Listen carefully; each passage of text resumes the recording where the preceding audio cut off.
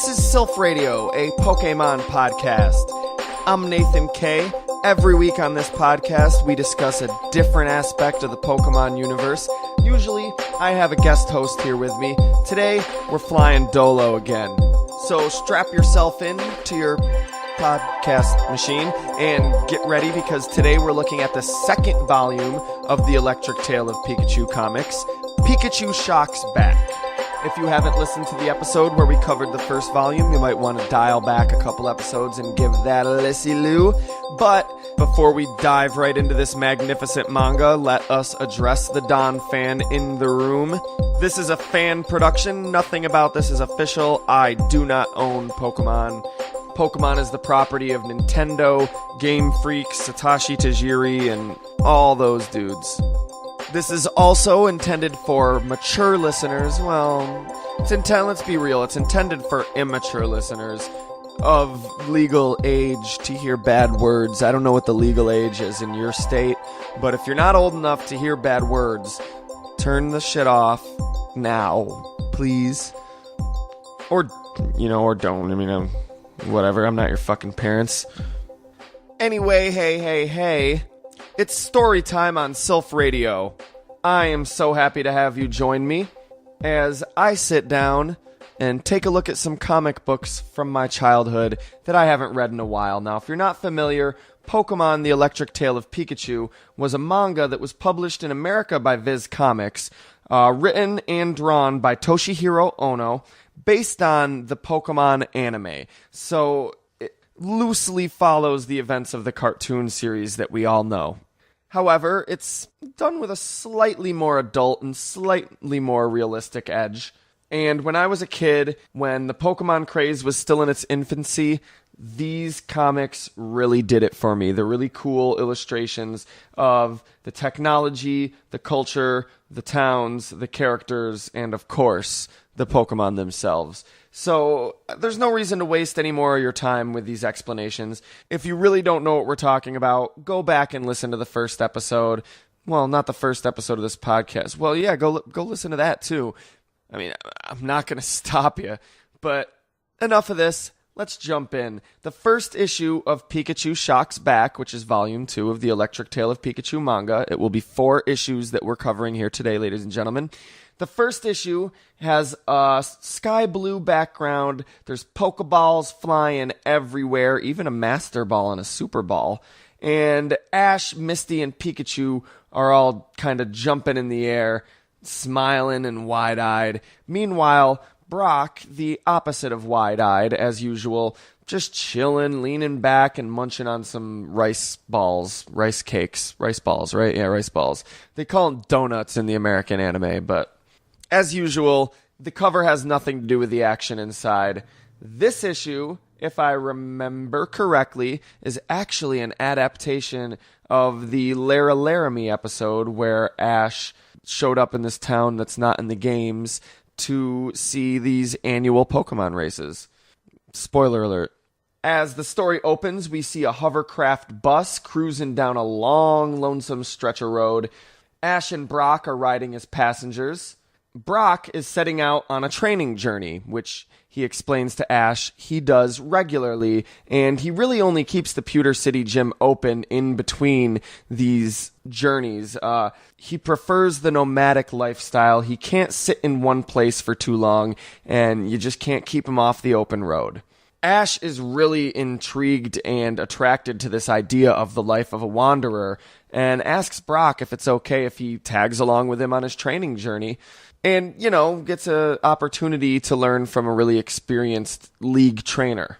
So they hop off the bus, their journey begins, and Ash quickly realizes that Brock does have a weakness that is probably going to get in the way. Pretty girls. The title page names this story as The Human Race and the Pokemon Race. Ash is sitting on a saddle atop the back of this regal, majestic, badass fucking Rapidash. Pikachu hopping on his shoulders, and Ash is holding out this big flag that has a emblem of a Taurus in the middle. The first stop on Brock's journey is this famous Pokemon race that's happening, and Ash and Brock hitch a ride on a train to head north in order to take part themselves in this great race. Along the way, they pass a herd of stampeding Tauros.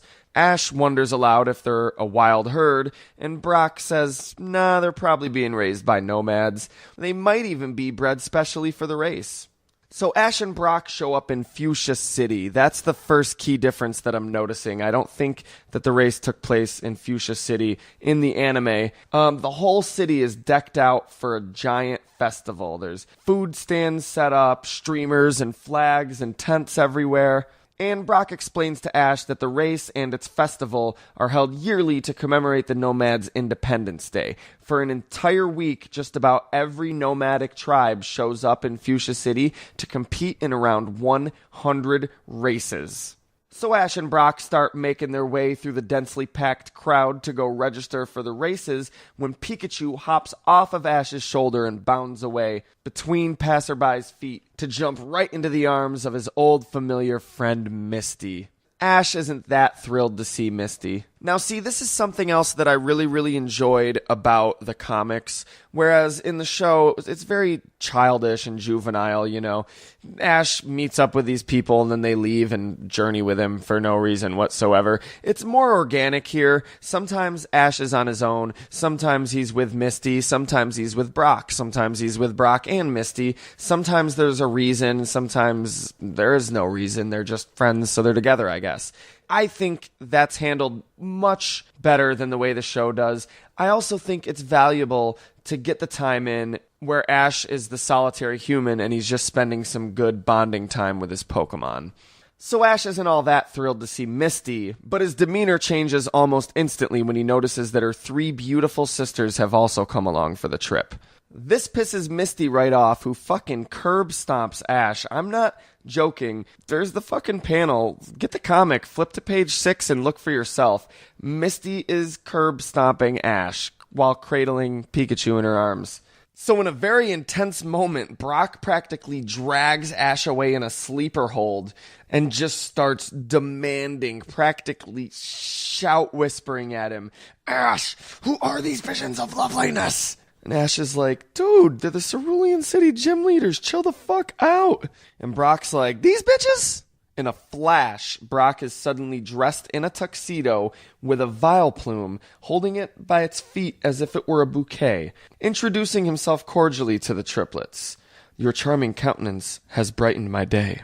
Jump cut to the races. There's a Rattata race going on. We see 4 Rattatas, one with a pretty little bow in her hair, running down the track as they're cheered on by crowds of enthusiastic onlookers. So Ash and Misty are making their way through the crowd as Misty munches on an ear of corn. She hands Ash one as he's fumbling over excuses for not noticing or saying hi to her.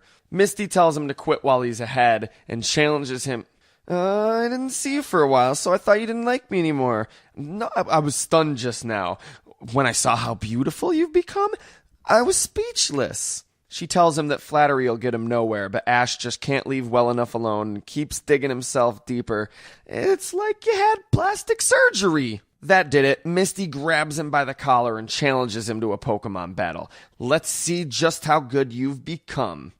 However, Misty doesn't engage him in a Pokemon battle. Instead, she drags him off, hiding in the bushes, to see a wild Tauros serenely munching on some grass. The first one to catch that Tauros wins, she says. Doesn't it already belong to somebody? Ash asks. I don't see a fucking number on it, do you? Misty lays down the rules of the challenge. The first one to catch the Tauros wins. This naturally results in an argument because it's a stupid fucking idea. What, are you both going to send out your Pokemon and both beat up the poor helpless Tauros and then just see whose Pokeball connects first? Stupid. So naturally it ends up in a scuffle and an argument, which draws the Tauros' attention, who charges wildly at them, and they run their asses off heading for the hills. However, a dark-haired woman with a headband and a ponytail happens by, sees them in their predicament, and shouts to her Ponyta, which comes rushing to their rescue, scooping Misty and Pikachu up on its back and grabbing Ash's collar in its jaws. Oh my goodness, are y'all okay? She introduces herself as Lara and invites the two of them to her nomadic tribe's encampment, which consists of, from what we can see at least, 3 large tents, smoke billowing out of the tops of 2 of them. We can see a ponyta and a growlithe outside, as well as some children playing and adults at work, some of them hanging clothes on clotheslines, other ones apparently bringing food to and from the tents. Misty compliments Lara on her ponyta, commenting that she thought Ponyta had quote-unquote kinda orangey fur, but this one's coat is as white as snow. Lara explains, "Girl, Ponyta's a thoroughbred, my pride and joy."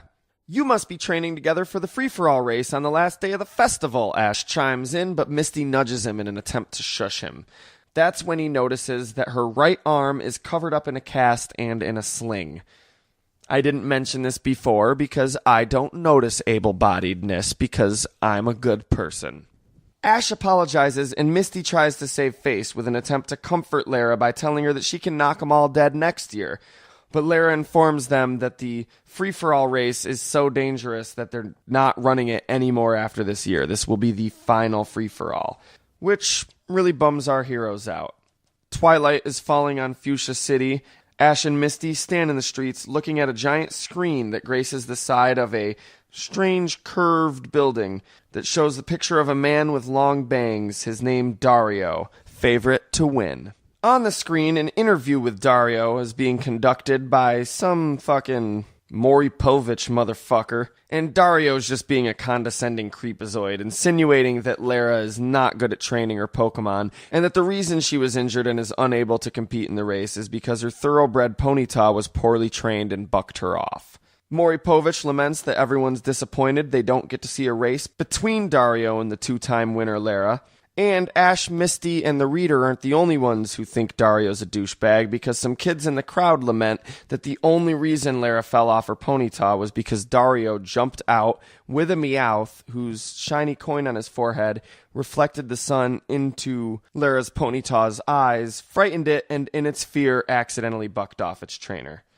Every year, Dario plays one dirty trick after another to win, the kids say. Like a G, though, Ash goes stomping off, finds Dario, I don't know how the fuck he found him, he was on a fucking TV screen, and starts getting all up in his face. "Is it true that you set a trap to hurt Lara?" And Misty, meanwhile, is like, "Ash, Jesus, Ash, stop." And Dario's like, "Listen to the girl, Ash, listen to the girl, Ash, just calm down." Ash keeps demanding to know if Dario pulled a dirty trick, and Dario's response pretty much boils down to, "Where's the proof, brah?" The next morning at Lara's encampment, Ash tells Lara that he's going to ride the Ponyta in her place. He's just got this preteen angst just building up inside of him and has to stand up for her honor. I'd also like to mention at this point that mysteriously we haven't seen Brock or Misty's sisters since early yesterday, and it doesn't look like they slept in Lara's encampment with Ash and Misty. So Ash and Misty get into a big argument over whether or not Ash is being a fucking moron by trying to ride in a race that he has no training whatsoever for and no experience in, with a Pokemon that he barely knows. But the Ponyta comes up behind Ash, nudges him in the back with her nose, and then flips him over onto her back. "Well, I'll be. It looks like Ponyta's decided that Ash is going to ride in the race after all," Laramie chimes in, and with that, Ash's training begins. And Lara turns out to be quite the fucking hard ass. She really makes Ash run the gamut through all sorts of intense training, including riding the Ponyta up a narrow uphill path while a boulder comes crashing down towards them, and they have to leap over the boulder to avoid being crushed to death. So, on the big day, all the nomads are getting ready for the race. We see a landscape of small valleys and peaks, one lonely building off in the distance, and some nomads, I'm assuming, approaching from the relative foreground. We can see a man sitting atop a Kangaskhan, as well as what appears to be a woman walking alongside the Kangaskhan. And we cut to a lineup of a Taurus, an Electabuzz, a Kangaskhan, and a Vileplume, all ready and rearing to go. I personally don't understand why anyone would race on a Vileplume. That Electabuzz was a little unexpected, but I'll let the credulity of that slide. But a Vileplume, where would you sit, and how fast can those tiny little stubby legs go? I don't know. Ash rides in on the Ponyta with Pikachu perched atop its head. To the confused murmurings of the crowd, that's Lara's Ponyta. So that guy's riding instead of Lara. Poor Ponyta. Dario's totally a shoo-in for this race. We're only moments from the start of the free-for-all race, booms the voice of the announcer from the intercoms placed strategically all over the city. I want to buy a new butt, Ash laments to himself silently as he rubs his butt sitting atop the Ponyta. No lie. And we see Dario atop his untrustworthy steed, a mischievous-looking Dodrio. The first rider to grab the flag at the top of Mount Spirit wins. A trainer may choose any Pokemon as a steed except for flying Pokemon. There sure are a lot of contestants riding a Rapidash today, and can you blame them? A Rapidash has been clocked at speeds of up to 150 miles per hour. They're the fastest sprinters of the Pokemon world. Off in the crowd, Misty hopes that Ash will be okay, and with a computerized beep, the race kicks off.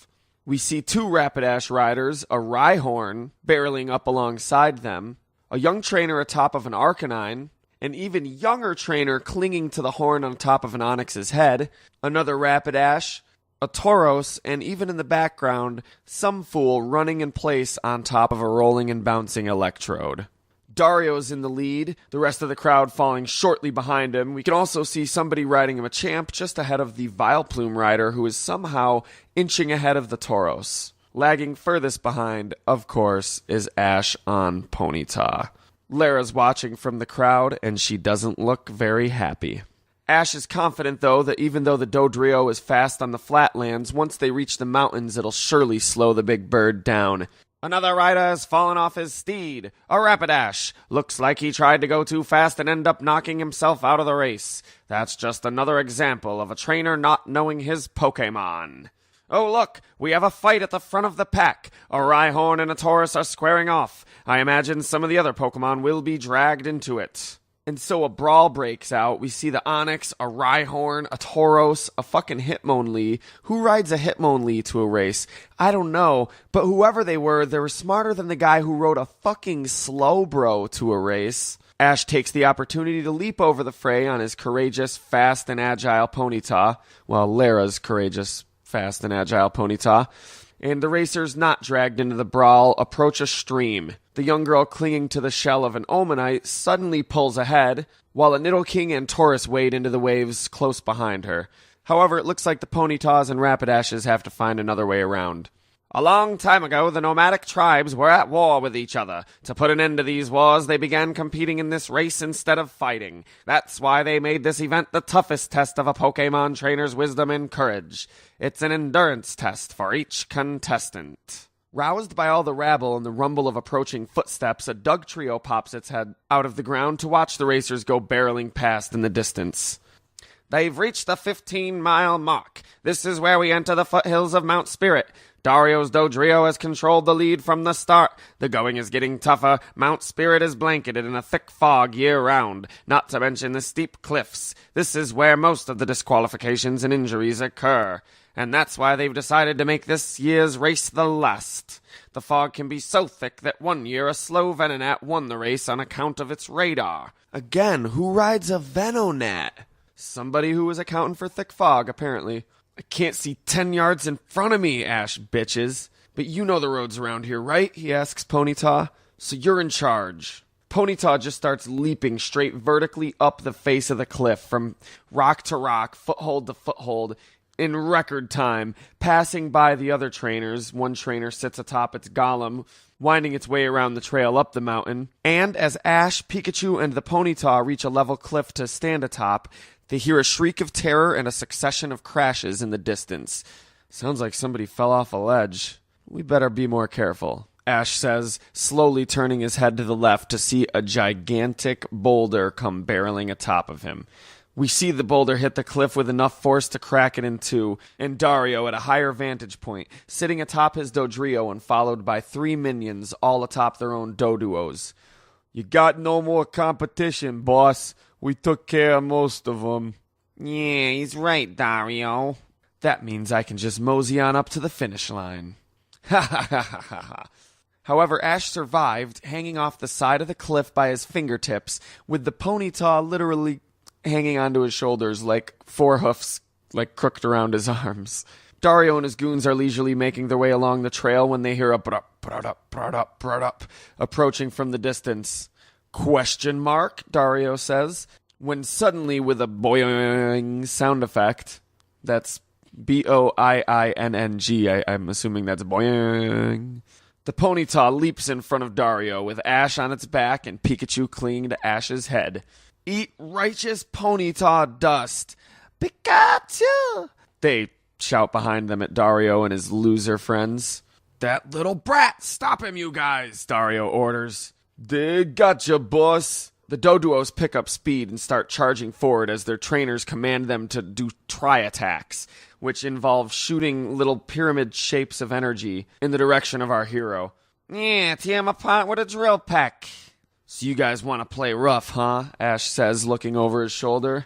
He shouts fire spin, and the ponytail leaves a whirlwind of fire behind them. The Doduos caught up in it, Dario's men and Pokemon lamenting, "Youch, in mild annoyance. Those three are useless, Dario laments, dropping all 6 of his Pokeballs to the ground. I don't know how he's carrying 6 Pokeballs with him when he's riding a Dodrio that should clearly not be allowed, but Dario's a dirty, rotten cheater, as we've established. Douse Ponyta's flame with your Hydro Pump attacks, he says, shouting orders to the 4 full-grown Blastoise, 1 Wartortle, and 1 Squirtle that start materializing from the Pokeballs. You are such a jerk, Ash says. So the Blastoise start shooting Hydro Jets or whatever at him, which the Ponyta expertly dodges. One thing they weren't taking into account, Ash's Pikachu. Pikachu uses Speed Star. I never heard of that move, but it involves Pikachu chewing some fur off of his arm and then spitting out electrically charged hairballs. No joke. The tormenting turtles behind him are fried in a crack of electricity, and Ash gives out a cry of victory before suddenly noticing that there's one Blastoise they missed, who nails them with a forceful stream of water. The Ponyta hits the ground, its flame clinging desperately to its back. Ah, geez, Ponyta's flame is going out, and Ponyta's body temperature is dropping fast. Hang in there, Ponyta. Let's see, first aid for a Ponyta. I never thought I'd say Ponyta that many times in 20 seconds. I gotta do something. Lara's honor is at stake here. I can't let it end like this.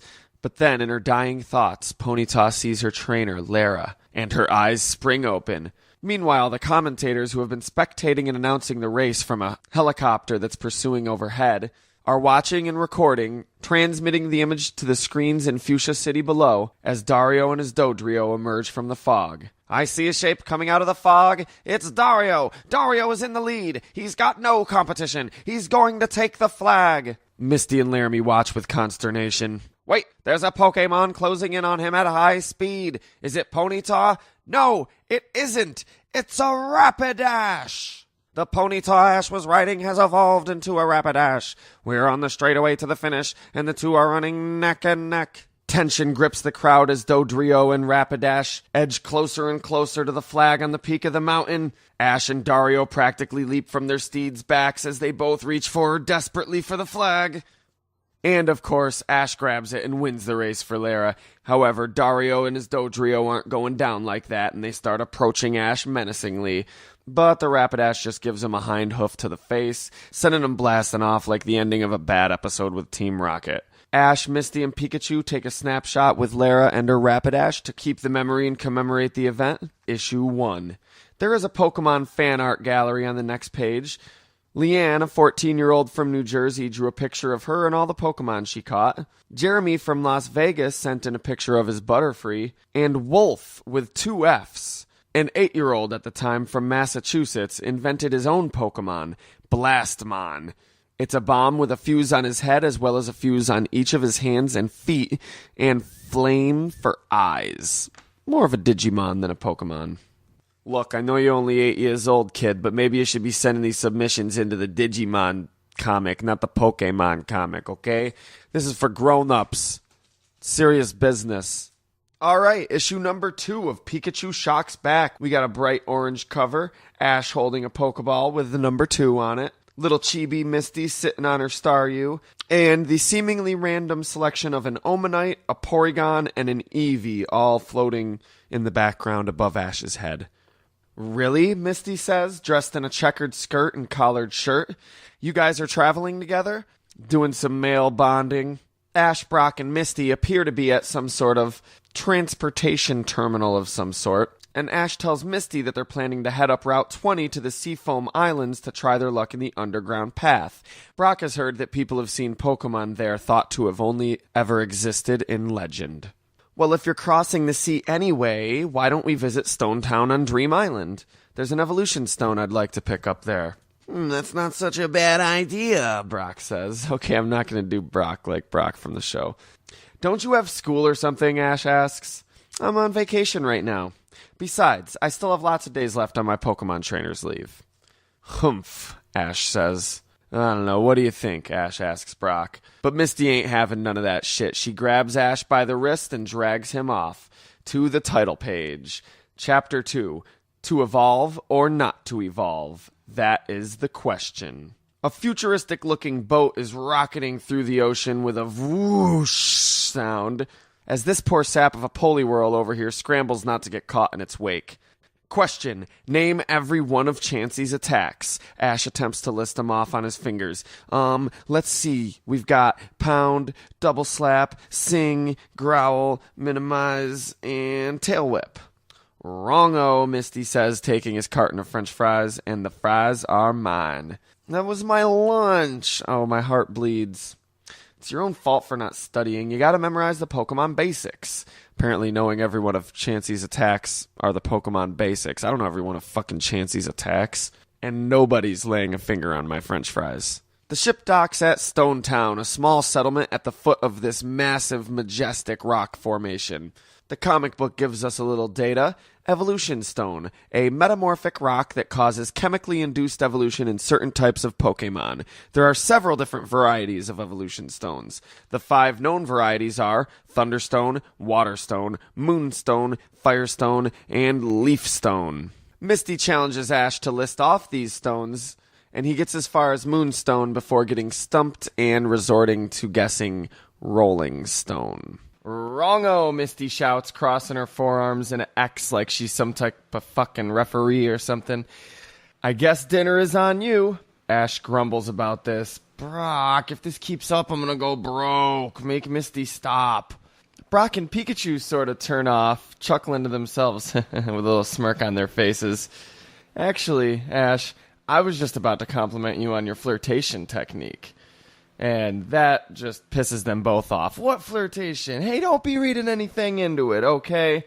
Brock and Pikachu bounce off giddily, laughing to themselves, as Ash and Misty look at each other sideways and blech. Meanwhile, cut to what I'm assuming is the town main street. A young boy with short blondish hair is walking down the street with a little tiny, cute, little adorable Eevee sitting on his head. It's really the most adorable, like Eevee in this art style. Oh my god, guys, so cute. All of the cute. Eevee notices something, though, and makes a noise to alert its trainer. What's wrong, Eevee? The little boy asks. Meanwhile, Ash, Misty, and Brock are checking out the selection of evolution stones. They're pretty cool looking. The Moonstone, is kind of like some type of meteorite or something. It's got craters on it. The Firestone's smooth. It looks like it formed like the shape of a flame almost. The Leaf Stone looks like a chunk of some type of petrified wood of sorts. This was, of course, before there was Sudowoodo, a Pokemon that was petrified wood. Misty laments, though, that the stones are just too expensive. She was hoping that by coming to the source, she could find them for cheaper, find herself a water stone, and use it to evolve her Poliwhirl into a Poliwrath. But that didn't pan out. Ash jokes that he thought she was going to buy a stone to evolve herself. Ash wins an American Comedy Award for this joke, and the comic ends on a high note, with Ash being hailed as a great comedic genius. I kid, of course. Clearly I'm the one winning the American Comedy Award here, the comedic genius over here with that clever little spin I put on it, but no. Ash makes a joke that he thought she was going to buy a stone to evolve herself. She's, all head gets big, teeth get sharp, eyes get angry. repeat that, I dare you. And he says, I didn't say nothing. And Brock corrects Ash by saying, women, like wine, don't evolve. They only mature over time. 100 years ought to do it. Yeah, but luckily they both get a well-deserved punch to the face that sends them blasting off again, like, Team Rocket style. Misty retorts that men never mature. Ash shoots back, you look like a guy anyway. And we turn the page to move on as they're bickering and fighting with each other, as I've come to expect. Little Mikey walks up cheerfully. Ooh, I'm sorry, we didn't learn his name in this comic yet. If you've seen the cartoon, we all know it's Mikey. So the little kid with the Eevee on his head walks up. Excuse me, miss. He asks the irate Misty. What? She fucking... she's still pissed at Ash and them. You can have this, he says, and he offers her this, little wooden box. What is it, she asks. He says, I don't need it anymore, and then he runs off. So Misty's like, what? So, what is it? What is it? Ash pesters as she opens it up. And it's a 3-piece evolution stone set. Looks like it comes with a water stone, a fire stone, and a thunder stone. They bring it to the local Pokemon Center, where someone from the staff who looks like they walked off the set of The Fifth Element explains, oh, that's a set from the Knights of the E-Stone. They're a restricted membership fellowship. Only trainers whose Pokemon evolve by means of an evolution stone can join. Their name sounds kinda high and mighty, but actually they do a lot of charity work. She goes on to speculate that the boy who gave her it must have been a pledge who didn't want to evolve his Eevee. So Ash and Brock fawn all over the lady at the Pokemon Center. I don't think it's Nurse Joy. It could be, but it looks like you see a couple people behind her too, and they don't all look the same. So I don't know if Nurse Joy is a thing in this comic book world. Ash and Brock are fawning all over them. You're pretty evolved yourself, miss, Brock says, and Brock, down boy, Misty chastises. Next page, Ash petting Pikachu's head. Mentally picturing a Raichu also looks really fucking cool in this art form. By the way, I love Raichu. Raichu is one of the most underrated Pokemon. Doesn't get no attention in the media. You can never find a plush Raichu, nothing anywhere. Raichu's fucking adorable and awesome. Ash comments that he worked hard to win his friendships with his Pokemon, and he's not sure that he wants to risk it all by evolving them into a completely different creature. Ash. Well, now we have an explanation for why Ash never grows up in the cartoon show. Because he doesn't fucking want to. You were just so childish, Ash, Misty says, whacking him on the head. Thank you, Misty. If you don't evolve your Pokemon, they won't learn all their potential attacks. Thank you, Misty. And evolving improves their basic aptitude, too. Thanks, Brock. Thanks. Misty tells Ash that one battle in the league will show him just how important evolution actually is. I've got a comment, too. I kind of like their outfits. It's all the same outfits from the show. Brock's got a vest with a longer sleeve shirt with the sleeves rolled up underneath. Misty's got the little yellow top with the suspenders and the short shorts. It's just the way they wear it, like Ash with his gloves and his hat and the jacket. So, young wannabe, I don't know. And Brock, you can clearly tell, is older. The shirt has this kind of 90s pattern under the vest. And Misty's, I don't know, it's cooler than the cartoon version. It's got this little collar and this triangular zipper sticking off, and more stylized, basically. So Ash shrugs off Misty's advice, but Brock brings tears to his eyes when he tells him a Caterpie may change into a butterfly. Excuse me, a Butterfree. Butterfly, that sounds delicious. A Caterpie may change into a Butterfree, but the heart that beats inside its breast remains the same. And Ash says, that sounds delicious. Now, we move forward. We get a nice shot of the town, people walking down the main street, walking by the Slowbro Club, the Pokemon Mart. But then there's this little alley, and there's this stairway going down to this door down there. It says it's the Machop Grill, is what the sign says that's next to the door. But at the top of the stairway, there's a temporary sign put up that says closed for the Knights of the E-Stone meeting. I wonder do you think they get busted a lot by the cops and they have to explain, no, this isn't a rave. No, we're not doing drugs. So we go in. Looks like Ash has snuck in. You can catch him peeking around the corners. He actually says, peek. as he peeks around one of them, or maybe that was just Pikachu. I'll give you the benefit of the doubt, Ash, and I'll claim that was Pikachu and not you, because that's the worst thing you can do when you're sneaking around is say out loud what you are doing. So he peeks in the room, and there's a bunch of people with these ornate, like, they've got these big slowpoke hats, well, slowbro hats maybe, and long capes with this, like, kind of golden, like, shoulder pad chest plate thing that the cape flows down from. Very Grand Poobah-esque. Everyone's got drinks. They're talking to each other. Oh, I'm a Weeping Bell's diet. The evolution of my... into Arcanine. Never but a Starmie. That's the dialogue. Just I added the in place of the ellipses.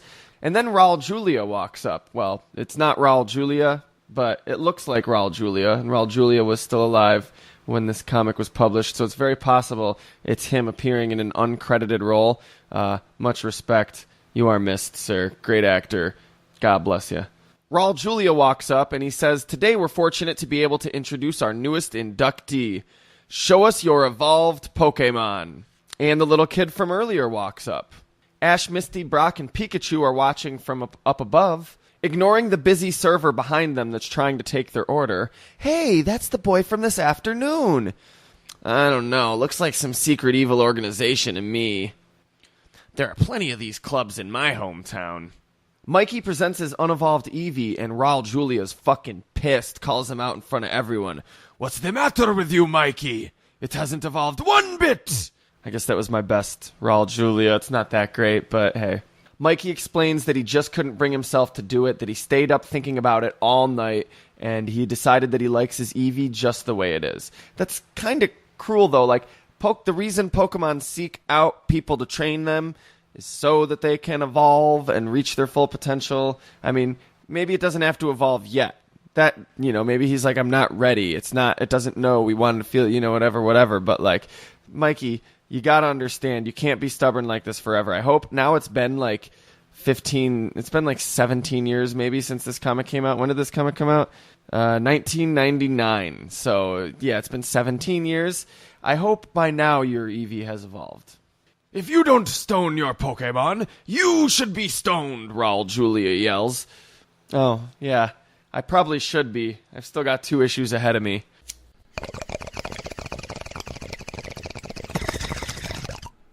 "Unevolved Pokemon are worthless." Well, that's just mean.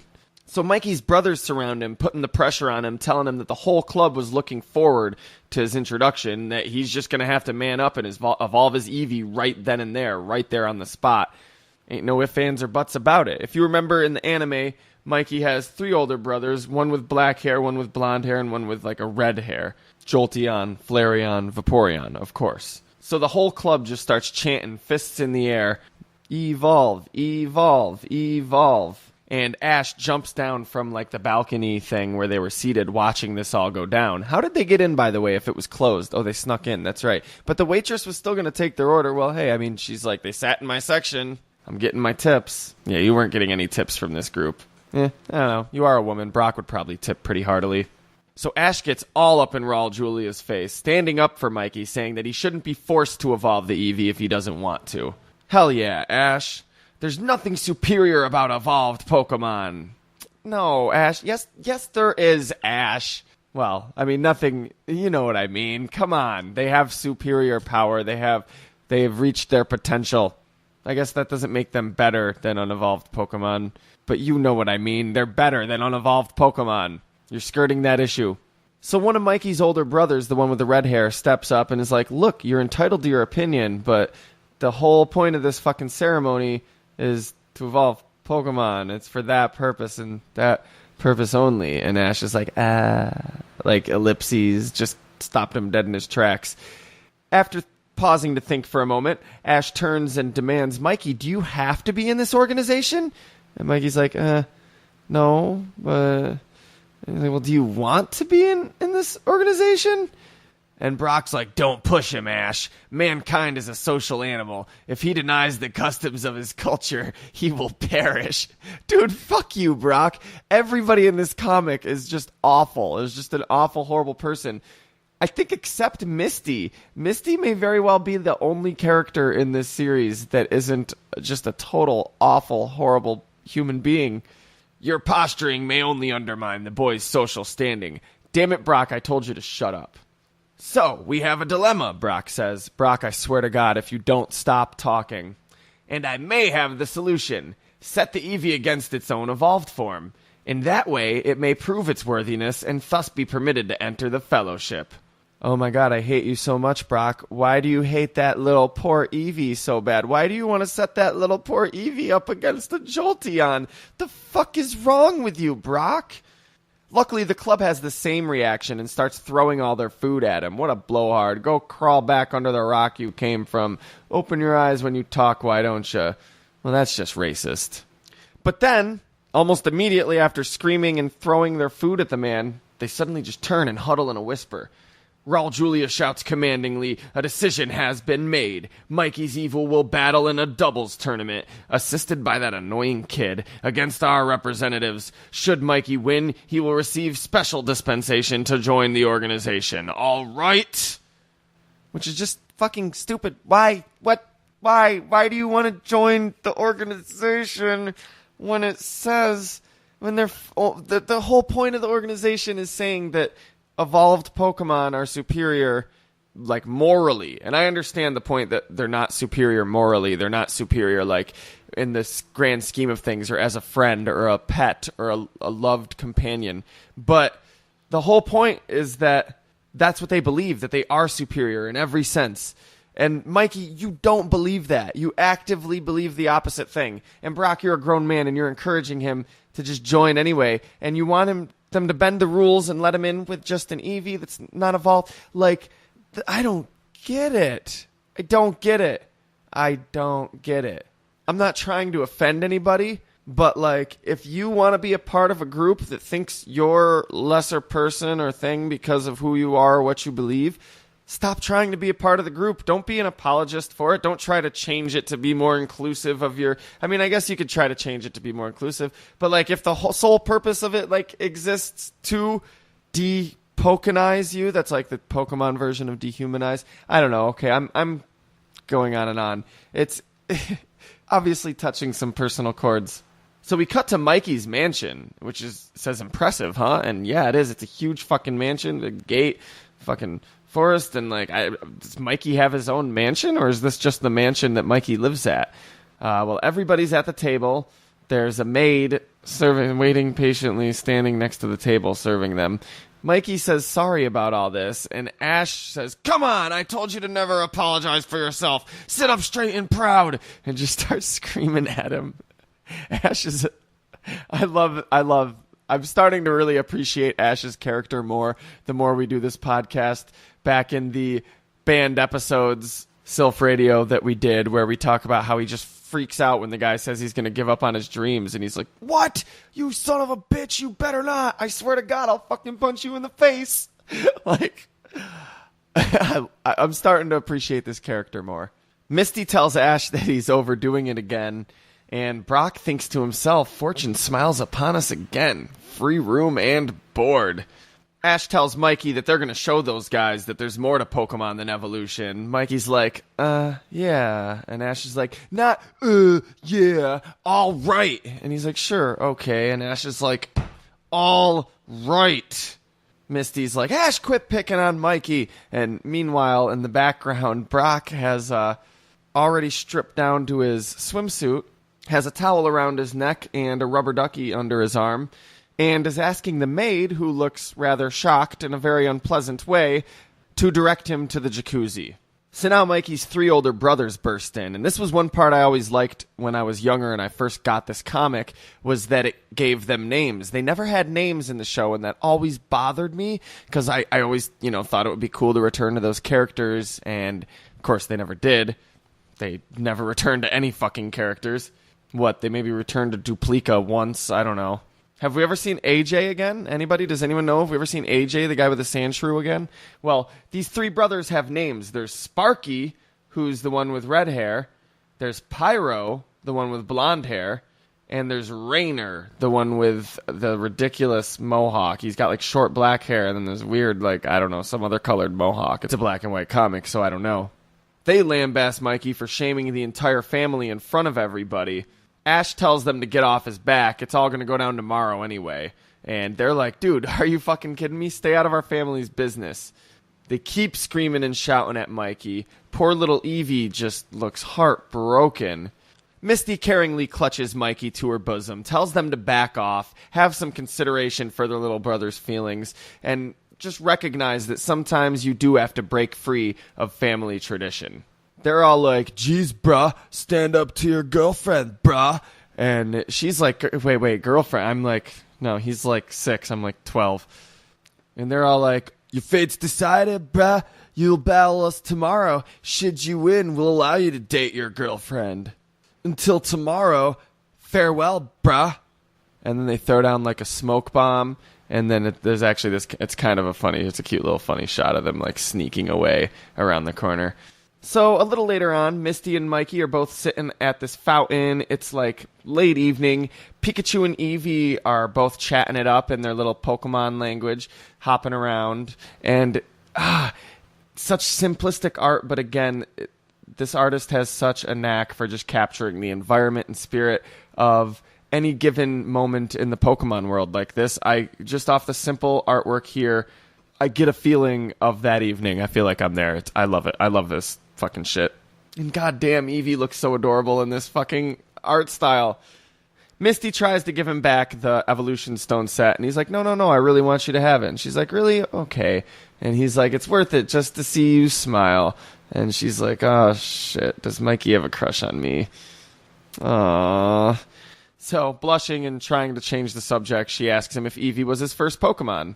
He explains that, yes, they have a really great bond. They do everything together, and they've been through everything together. And if Eevee wants to evolve, that's fine. He just doesn't believe that it's right for humans to force Pokemon to evolve just for their convenience. Dude, so stop trying to... I get it. Family tradition, okay. He says that also he's heard that their personalities change, and that worries him. Now, that's interesting. Their personalities change, you say. I never really imagined it that way. I imagined they would have... they still have the same natures in the games, and, like, I don't know. Maybe their personalities change a little bit like all of our personalities change as we get older, but for the most part, we're still ourselves. Or even if we do change, it's a natural change, you know? I don't know, Mikey. I think you should get over it and work together with Eevee. Like I said, it's been 16 years. I hope he's evolved now. Then we see this childish sketch of Mikey and Misty prancing through a field of flowers. Tra-la-la, the fun we have. And Mikey's like, oh, Misty. And she's like, my little Mikey. And Misty's thoughts, he's so young, he better not fall for me. He'll get burned. Or could it be that I have a weakness for younger men? Jeez. Then Ash runs up, munching on some type of food he's got on a stick or a chicken leg or something. And he's like, Mikey, we gotta train for tomorrow's match. And Mikey's like, oh, okay. And Misty's like, rotten timing. And I'm like, really? I thought, Misty, are you really trying to hook up with this little kid? What the fuck is going on? I thought you were the only one with any sense in this comic. So they all leave, and then we get a shot of Brock chilling in the jacuzzi, I guess, with his rubber ducky, singing to himself, rubber ducky, you're so fine. All right, so now we cut to the next day, exterior, some mountain temple. It's pretty badass looking. It's like off in like a canyon or something, a Grand Canyon-esque environment, and there's this temple like carved into the wall of the rock. It's pretty cool. You can see some type of monument up high on like the 3rd level. It's pretty dope. The Eevee Club is gathered. Raul Julia's addressing them all, and he explains that the 3 older brothers have 2 each of Eevee's evolved forms, Vaporeon, Flareon, and Jolteon, and that Ash and Mikey have to beat all 3 of them. Jesus Christ, man. And Eevee can't do that. This is all going to be relying on Pikachu, for fuck's sake. Raul Julia also says we'll follow standard league rules for this match. Eat it, Phil. Ash, Mikey, Pikachu, and Eevee rush headfirst into the temple. The evolution cult, whatever the fuck they're called, rush in after them. Brock and Misty are just kind of like, geez, they sure are worked up over this, you know. So Ash steps 1 foot into the arena and splishes in on some water. His first opponent, Vaporeon, evolved with the Water Stone. The cells of its body closely resemble water molecules, and it has the ability to dissolve into water. That's pretty intense. Vaporeon looks pretty cool in this form, too, in this art form. All the Eevees do. Rainer's standing there, and he shouts, "The water filling this room is my Vaporeon!" Ew, dude. Pikachu and Eevee rush forward into Vaporeon, and Pikachu lets out a huge electric shock, takes out both the Vaporeon in one hit, level 1 complete. So yeah, like I said, this is all going to rest on Pikachu. So they keep running up the stairs. I think the comic's aware of that too. Ash is super excited. He's running forward. Mikey's like 6-7 paces behind him. Now they're fighting Flareon. Flareon evolved with the Fire Stone. Its body contains flame glands. Pyro brags that the Flareon can shoot flames easily exceeding 700 degrees. "Writhe within the flames of damnation," he shouts dramatically. Dude, it's just a Pokemon battle. People do this shit every day. Chill the fuck out. Pikachu, with ease, like looking like he's doing a ballet, just enjoying it. Cha!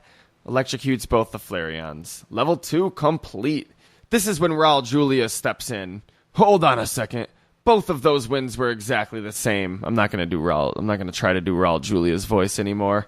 He puts his foot down and he decrees that if Pikachu does all the work, they're not going to admit Eevee into the organization. "Yeah, we want to see Eevee fight," everybody shouts. "Damn," Ash mumbles to himself. Well, he says, "Darn. They cop to our strategy."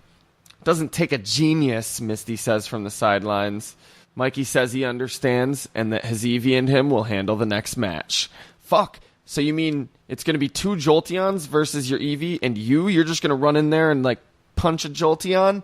Not a good strategy, Mikey. No, of course that's not what he means.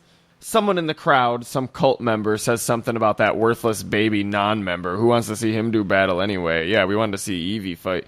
And Ash is just like, "What? Who said that? Who you calling a baby?" And starts, like, chasing him, and, like, it looks like he's actually starting a fight. Yeah, Pikachu's jumping in the brawl too, and they're just like, "How old are you?" And Misty's like, "Ash, we're just gonna go ahead and head on upstairs." So now we see Jolteon looking badass as fuck in this art style. I swear, you got to check this comic out. Jolteon evolved with the Thunderstone. You know the rest. No, I don't know the rest. You had a big chunk for Vaporeon, tiny chunk for Flareon, and nothing for Jolteon. Okay. So, in other words, you got lazy. You got tired of writing factoids for the Pokedex to say, "Hehehe, this Jolteon is no pushover like the others you've battled.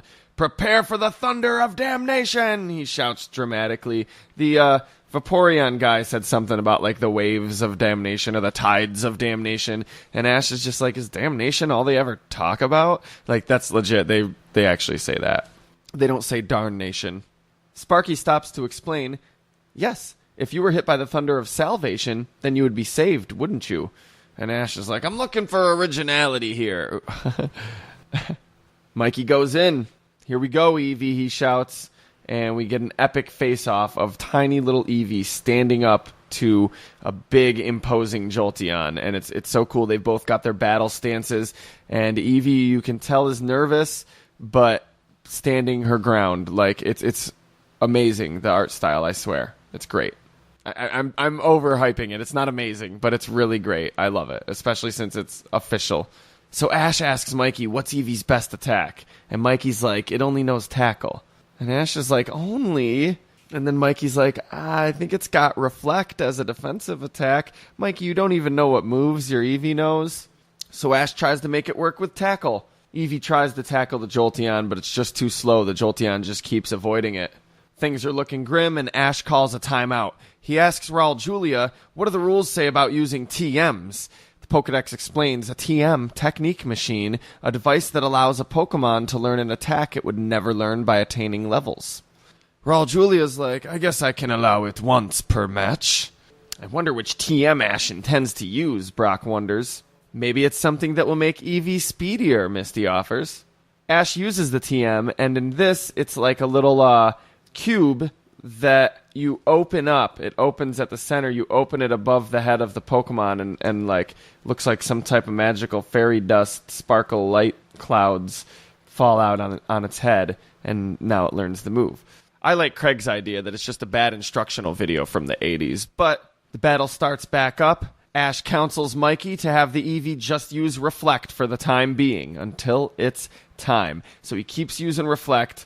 Jolteon keeps attacking, and then eventually Sparky shouts, "Jolteon, finish it. Pin missile." And Ash yells, "Mikey, now!" Mikey says, "Okay." Sparky shouts out, "Jolteon, finish it.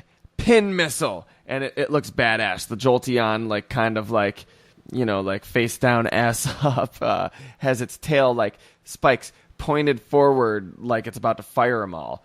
Ash shouts, "Mikey, now!" Mikey orders Eevee to do Mimic. Eevee takes the same stance that Jolteon took, and Eevee's tail points forward with all super spiky, like Jolteon's, like it's ready to do Pin Missile itself. Somehow this was enough to completely defeat the Jolteon, and I don't know how there's only one Jolteon and not two, and everybody cheers Mikey. Go, Mikey, go. Go, Mikey, go. Go, Mikey. Go, Mikey. It's your birthday. Raul Julia adorns Mikey in the dress of the cult members, places the Slowbro hat thing on his head, and tells him that the Knights of the Eastone are proud to induct him into their fellowship. While Ash and Brock gobble down their free fucking meals over here like they're always doing, Ash turns with a mouthful of turkey leg or whatever he's eating and asks Mikey, "You actually want to wear that weird hat?" And Mikey's like, "Hell yeah, boy." And Raul Julia comes up and he's like, "Ash, we would be proud to induct you," and starts trying to put his own hat on Ash's head. And Ash is just like, "No, I don't want to. I'm good, bro." Starts running off. To be continued. That's the end of that story. Or at least that's the end of the story in the American release. They actually cut out 2 pages from the ending that were in the original Japanese release, where we see Misty and Pikachu relaxing in the hot springs. It's like one of those natural hot springs, so steam rising.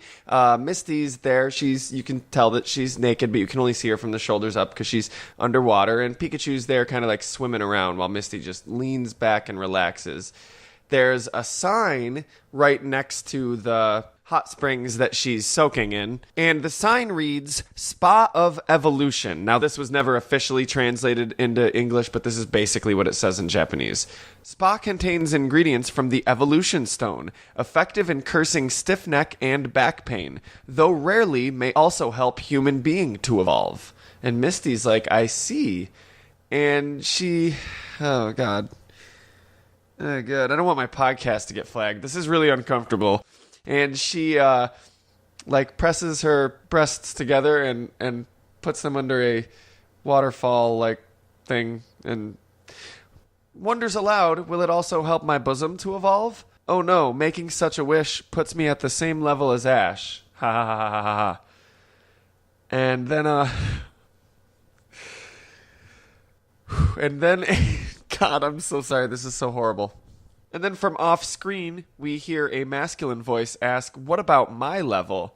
Misty shrieks as she covers herself and turns to look behind her, where Ash, Brock, Mikey, and Eevee are all just staring and drooling at Misty. She runs off, buck naked, shrieking, "Ah, yeah, eek, help. I don't like such an ending."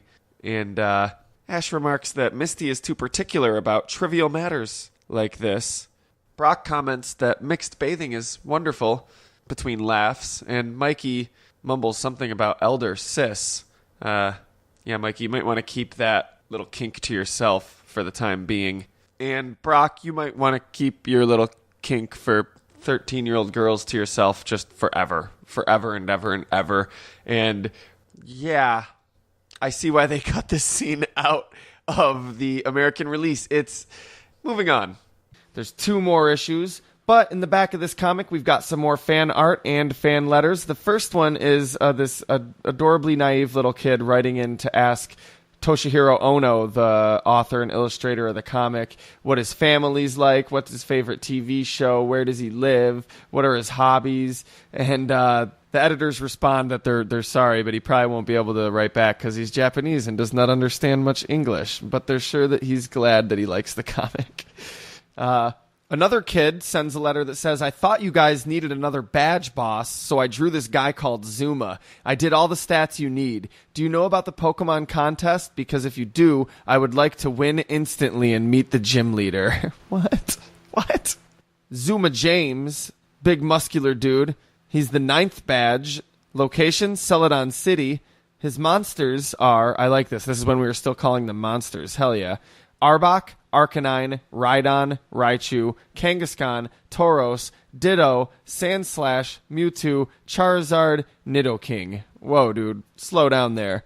He rewards you with the God Badge. God damn, dude. That's a little high and mighty, don't you think, Mr. Zuma James? And you gotta cut those Pokemon off at 6. Next page, we get some fan art, a few more fan-made Pokemon. There's Twisty, which is a tornado with a face. Height, 7 foot. Weight, 0 pounds. Type, flying and fighting. And its evolution is Twisty. Well, he evolves to himself. Then there's Mikey, which is a little spiky thing, like round body with a horn on its head, spiky arms, and like kind of a spiky pattern on its skin. Height, 1'4", weight 12 pounds. Type is water and poison. Evolution, again, just evolves to itself, Mikey. Then there's Dragon Ice, which I assume is an ice and dragon type. It's like a twinkling, it's got a snowflake at the end of its tail. It's like a dragon made of ice. And then there's Starlaka, which, I don't know, it looks like this weird robot with a star head. I don't know, more like a Digimon, but cool. That wraps up this issue. Ranma 1/2 ad on the back. Oh, the 90s. And we move on to the next one. Pokemon Pikachu Shocks Back, issue number 3. On the cover, we've got surfing Pikachu front and center with a green background. Geodude hoisting up Chibi Brock in one hand, who sits in a meditation pose. And Ash reclining in a resting, napping pose, using a Ditto as a pillow. Ooh, I think I remember which episode this is. Page 1, Pikachu's Excellent Adventure. Excellent. There's a Kangaskhan rushing forward, its baby peeking out of its pouch, Pikachu perched atop its head, Meowth clinging desperately to the tip of its tail, while Charmander sprints briskly ahead of it, and Squirtle seems to be falling behind.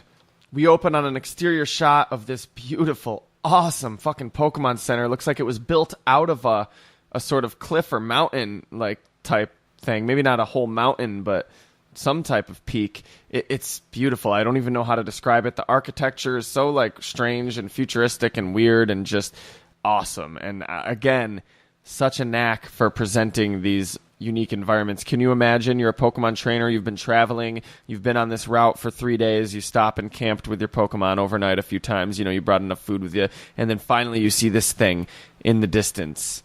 Welcome to the local Pokemon Center. Most Pokemon Centers are institutions established to aid ailing Pokemon, but some centers are places where trainers on their journeys to become Pokemon Masters can relax and take a well-earned break from their heavy schedules. Inside, there's a crowd of people gathered in front of a stage, atop which a girl in a turtleneck sweater with blue hair and ponytails dances next to her Ditto, which is mid-transformation, imitating a Machop. Hanging out in the background are Giselle and Joe, who I don't think there was no comic appearance of them before, but these are the two that were at the school that Ash met. The girl had the Cubone, I think. Giselle, she was like the last school uniform. It was like a school that was out in this misty forest or something. It's been years since I've seen it, but it's always been one of those episodes that stuck in my memory. I like how they get their appearance here, gathered at this Pokemon Center. Misty is clapping and approaches the woman that was doing the show with all the enthusiasm of an excited fangirl. Duplica, that was awesome! Duplica, cradling her Ditto in her arms, approaches and says, you really think so? And Misty's just like, oh my god, yes, I love it. You guys are going to be the best impression team ever. So I guess they're an impression team, which I guess is like an improv team that does impressions. They go on stage and they do impressions of Pokemon. Yeah. Maybe I should try that. I wonder if the local comedy club would be down with that. I'll have to check that out. I'll have to look into that. So Misty's fawning over the Ditto, and she's like, oh my god, the Ditto's so cute. I pretty much only train water type, but I would love to have a Ditto. And Duplica's like, dude, you want me to show you where I caught mine? And she's like, oh my god, would you? Seriously? She's like, hey, Ash. And she turns to go find Ash. Meanwhile, though, Ash and Brock sit at a table where AJ and the samurai also sit. Remember the samurai from Viridian Forest and AJ, who I just mentioned earlier, that had the sand shrew? They're all talking about this supposed secret village where wounded Pokemon who've been abandoned by their trainers end up. It's this kind of island of lost Pokemon, as AJ describes it. He says that you can find level 100 Charizards there, level 100 Venusaurs there. Oh, okay, look. We all were on the internet in 1999. We all read the codes about Glitch City and the secret island of the level 100s. You got to talk to Professor Oak 100 times. I don't want to hear it, AJ. AJ goes on to explain that the rumor is that they're protected by this goddess of Pokemon and no one can even get close to them. Ash is all like, oh, we can't pass up this chance. We're going to find that secret village, boy. And the samurai's like, we shall, verily. Because they said verily in feudal Japan. Misty shows up. What are you guys up to? And Ash is like, Misty, we're not plotting anything. Really, we're not. Why wouldn't he tell Misty? When the fuck, Ash? Misty wants rare Pokemon too. You guys travel together. You're going to have to tell her. Well, I guess in this comic it has been established that they split off from one another every once in a while. So she explains that Duplica was going to take her down to Route 13 to go try to catch a Ditto. And Ash is like, oh yeah, go ahead. And she's like, okay, well fine. When I get back, I don't want to hear you whining about how my Ditto's so cute and you want one too. And Ash is like, who'd want a butt-ugly Pokemon like that? His words. That wasn't me embellishing. Those were his words. And Ditto's like, what the fuck, dude? His words. That wasn't me embellishing. That's... Okay, no. What the fuck, dude, wasn't in the comic. Ash says he only collects cool Pokemon. And the samurai, quickly turning into Ash's, tell him, Steve Dave, says, indeed. Ash and Misty get in another pissing match, fucking back and forth. You know, Dittos, you can't even catch a Ditto if you tried, blah, blah, blah. Misty tells Ditto to impersonate Ash, and Ditto does this little transformation. He's suddenly wearing a jacket. He's got a hat that says Ash, and Misty's like, shit, I can't even tell you two apart. And feigning innocence starts beating Ash, saying, come on, Ditto. Change back. Curb stomping fucking Ash. Change into your true shape, Ditto. Oh dear, that was the real Ash. And Ash is like, you did that on purpose. Which is like, geez, Misty, do you mean to imply that you would have curb stomped fucking Duplica's Ditto? Jesus. So Ash, Brock, and Pikachu leave the Pokemon Center without Misty and start heading off towards this hover bus. It says Arcanine Bus Lines on the side. Hurrying so they don't miss it. But Pikachu gets distracted by this orangish-brownish shell that's sitting off to the right. Pikachu runs up and pokes at it, and a Squirtle pops out. They go back and forth a little bit. Squirtle. Pika, pika, pi. Squirtle. Cha-cha. And a little chibi Gary pops up in, like, the borders in between panels, and he's like, we haven't the foggiest idea what they're talking about, so from here on, we're going to dub this into English. So the Squirtle's like, nice of you to care, but don't you get it? Your human is split. Gonzo. Points, and Pikachu's like, oh, no way, Pika! Fuck, Ash, where'd you go? Dude! So Pikachu starts running after the bus, but it's already gone. Brock and Ash are already on it. Squirtle walks up, smirking, and says, so you've been dumped, huh? Pikachu grumbles back, what are you smiling about? I don't know about your human, but Ash never goes anywhere without me. He would never leave me. And Squirtle's like, I know them feels, bro. Everybody says that at first. Then one day turns into 2, then 3, and soon you see the writing on the wall, Squirtle. Before long, you start to lose your will to live. Look, there's a prime example. Points off, and there's this horribly sad Charmander hiding under a leaf, just crying to itself, who explains that his master told him to wait there, but it's been 10 days already, and he still hasn't come back. Pikachu's just like, oh, you poor thing! And they burst into tears, hugging, and Squirtle's just too cool for school, and he's like, yep, that's what happens when you trust humans, Squirtle. So I got a proposition to make. Yous guys want to go traveling with me? Oh, he actually says yous guys. That's so cool. I totally read the same exact personality off this Squirtle as the people writing it did. Traveling, Pika? Char? Squirtle explains that he heard about this legendary Pokemon paradise that's somewhere up in the mountains where all these level 100 Charizards and shit live in peace. Man, careful, Squirtle. This is how you end up with Missing Nose. Pikachu lights up, and he's like, that's where Ash said he was going. Now, when I say lights up, I don't mean because he is an electric Pokemon. I just mean, like, he's like, oh, no way, dude, that's awesome.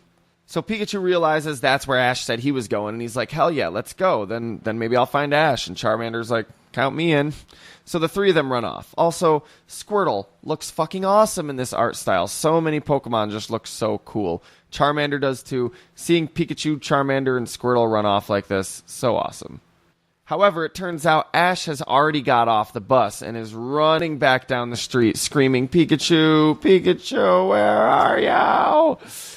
Even calls up Misty, Misty has like a modern day looking cell phone. Like, they nailed exactly what cell phones were going to look like.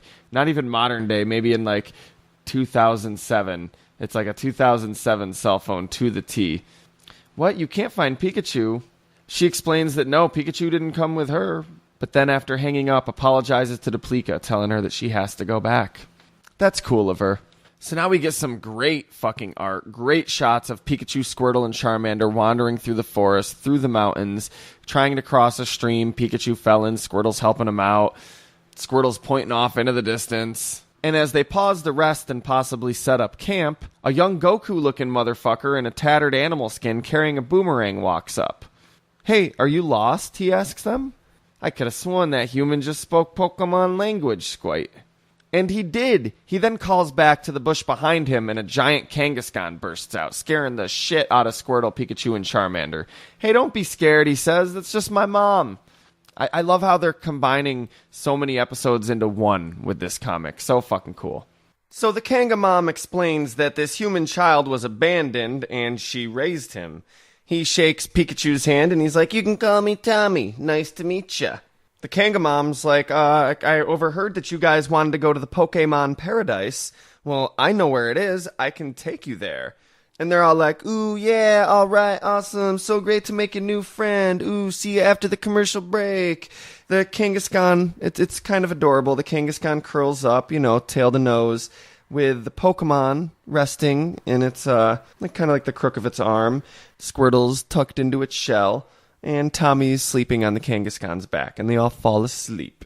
Meanwhile, Ash and crew have been out all night searching their little butts off. Ash is crying so hard. Literally, there's tears cascading from his face, and he is like water, like past his navel. You see a Psyduck floating by, probably Misty's Psyduck, and there's an actual arrow pointing to it that says a lake of Ash's tears.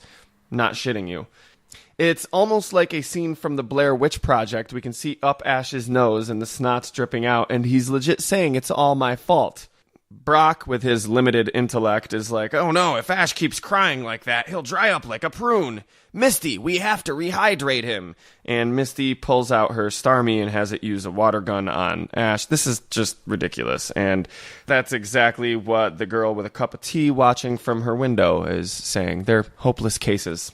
So as dawn breaks, the Kangaskhan is gaboomin' along with each footstep. Squirtle clinging to its tail, Charmander on its haunches, on the Kangaskhan's haunches, Tommy clinging to the Kangaskhan's shoulders, and Pikachu clutching on the top of its head. And the Kangaskhan notices a Meowth walking along, dragging a huge fish behind it. Hey, are you trying to get to the hidden village? Tommy asks. How did you know? How did my Meowth just suddenly turn into Janine Melnitz from the Ghostbusters? Meowth, that's right. How the fuck does Meowth talk? Why can't I? I've always been able to do a decent Meowth. Maddie Blaustein, help me out here. Okay, so Pikachu's like, oh, you want to join us? Pika. I guess they don't realize this is the Team Rocket Meowth. Oops, spoiler alert. You Pokemon know where the darn village is? Okay, I'm getting it back a little bit. You Pokemon know where that darn village is? Okay, I'm not even going to try anymore because I am just horribly failing. Sure, Meowth. Follow me for a sec. Why don't I treat you all to a breakfast before we go? How have I so horribly lost Meowth? That's always been one of the voices that I could do. So anyway, Meowth is like, all right, look, I got this big fish that I just caught. Why don't you guys follow me? Since you're going to show me how to get to the secret village, I'll treat you guys to breakfast. Meanwhile, we see some beautiful scenery off in a lush forest at a cave entrance. Inside the cave, there's like a smoldering fire. I believe it's maybe going out. And Jessie of Team Rocket is sitting there, her stomach growling, grumpy because Meowth's running so late and wondering how long it takes to catch a stupid fish. James, meanwhile, is wrapped up in a blanket and comfortably sleeping, smiling, having some pleasant dreams. This, of course, pisses Jessie off, and she flies into a rage, literally kicking his ass and waking him up. That's like the worst way to wake somebody up, is by like literally kicking their, like you could break their tailbone. And James, of course, wakes up with style, a rose at the ready. Bonjour, mademoiselle. Woo! Cut the drama and rustle up some breakfast. But Jessie, the bread's all toasted. Then butter it. We're all out of butter. Then steal some. Yeah, you two are pretty lively for a couple of humans who haven't had breakfast yet. Meowth. I've lost everybody's voices. Jessie freaks out as the giant Kangaskhan peers its head into the cave opening. And Tommy asks, "You parent-type Pokemon? Give me a ride. Where your pouch?" Tommy jumps and starts clinging onto Jessie, and James starts chasing them with ire, demanding that he wants a ride too. Meowth's like, "All right, come on, reel it in, guys. These Pokemon know where the hidden village is. How many times has the boss told us to find that village and steal its rare Pokemon? Now we can finally carry out his orders. Yay." He says yay. To which Jessie responds, "After only a few measly years of wandering lost in this mountain range, we can just follow these Pokemon straight to the motherlode." So my awful voices aside, my favorite characters from the Pokemon anime finally get their introduction, and we actually learn that they've been wandering lost in the mountain range for a few years. Jessie actually says, after only a few measly years of wandering lost in this mountain range, we can just follow these Pokemon straight to the motherlode. Fortune smiles upon us. Fortune smiles upon us. Meanwhile, Squirtle warns his Poke buddies in their Poke language that he knows who these guys are. They're Team Rocket, an evil organization that uses Pokemon for evil. And Tommy laments that it's hard work hitching a ride without a pouch to sit in. Kangaskhan's a boss-ass bitch, though, and she's like, "Yeah, they don't look that smart, though, so like if they try anything, I think I got this under control." So Jessie and James put on a sob story over breakfast, explaining that no humans like them anymore, so they want to go live in peace in some far-off hidden mountain village. They're putting on the waterworks and everything, and the Pokemon don't buy it for a second, but they're like, "Yeah, we outnumber them. We should be fine." They mow down the breakfast, and Jessie and James are like, "We want them. That's all we had to do was feed them and tell them a lie. Pokemon are all the same." Racist. And the narration tells us that they set out on their long journey together. They had many adventures along the way. They got trapped in a ninja mansion, and later they got caught up in a protest over the construction of a dam in the Diglett Valley. It then tells us in a parenthetical to see the Pokemon TV series for details. Of course, in the Pokemon TV series, Pikachu was still with Ash when those things happened, so this is a different telling. So it's actually kind of interesting to think that Pikachu, Charmander, Squirtle, and the Kangaskhan kid were all traveling with Jessie, James, and Meowth when they encountered Koga and that whole thing with the Diglett. We just get sort of a one-panel little look at the Diglett, some weird stone Meowth head, and Koga and his daughter, Janine? Not Janine Melnitz. Then we see this sort of plateau, some more beautiful scenery showing off Toshihiro Ono's great work with landscapes. And Jessie, James, the Kangaskhan kid, and the assorted Pokemon are all beaming with excitement that they made it to the hidden village of the Pokemon. Melanie shows up, and she's just a simple, quaint girl with braided hair and overalls over a loose-fitting long-sleeve t-shirt. But the Pokemon view her as a goddess, so she's in this elegant, bejeweled gown, and she welcomes them to the village, explaining that it is the Pokemon paradise where injured and abandoned Pokemon heal their physical and spiritual wounds in peace. Squirtle is loving it. He's just chilling. Pikachu's kind of freaking out. He's like, but Ash isn't here. Come on. And Squirtle's like, who gives a fuck about Ash? That kid's a fucking loser. Enjoy it here. We don't have to do what the humans say anymore. We don't have to travel with that fucking chode Ash or that fucking date rapist Brock. And Jessie and James are running around with their Pokeballs just Oh my god, look at all these Pokemon we can catch. There's an Arcanine. I love Arcanine. Oh my god, a Raichu. That's so dope. Is that a Sandslash? Word. Dude, it's a Pika-Blue. Pika-Blue's not even real. No, that's my word. It's a Pika-Blue. Oh my god, it is a Pika-Blue. And then Melanie's like, it's called Meryl. And they're like, Pika-Blue. Okay, that didn't happen. As they pull out their Pokeballs, though, to go try to catch an Arcanine, noting, dude, we're going to be promoted for sure if we get an Arcanine, a Razor Leaf comes out and slaps Jessie across her face. It looks like it doesn't cut her face open, but literally just slaps her, like slaps the shit out of her. And a Bulbasaur stands defiantly, challenging them. Bulbasaur! Who's the pipsqueak? Jessie demands. You're nothing but a Bulbasaur. Learn your place. Meowth. Bow. This is what I do with my life.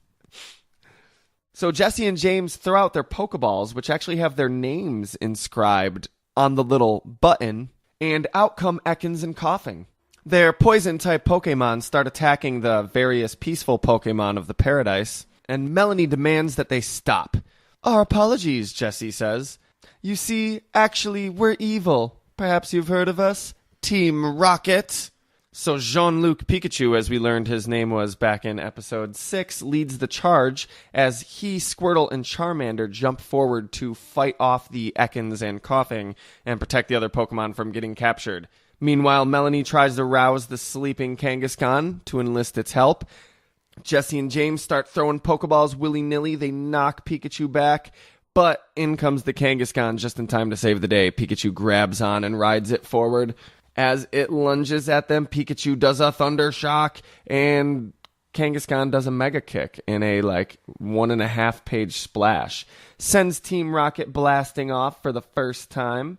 And Officer Jenny, who's flying by in this weird futuristic sort of helicopter without blades, sees them, and they're identified on little, Iron Man holograms on her screen as wanted criminals. It's pretty cool. I love the technology of this world, how cool it looks, the landscapes. It's all so cool. I know I've said this a million times. So much cooler than the fucking anime, and just cool because it was in those early stages when Pokemon was more like a fairy tale that could be interpreted different ways. Not to harp on this again. Jessie gives chase, shouting at them to pull over, and they're like, pull over where? We can't pull over any farther. They don't say that, but they do say, pull over where?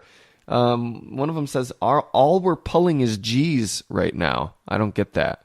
Is that like some hip-hop slang? So back on the ground, Pikachu, Charmander, and Squirtle are startled as somebody starts pulling themselves wearily up the cliff by their walking stick. Squirtle's like, squite, are they back for more? And Charmander's like, no, wait a second.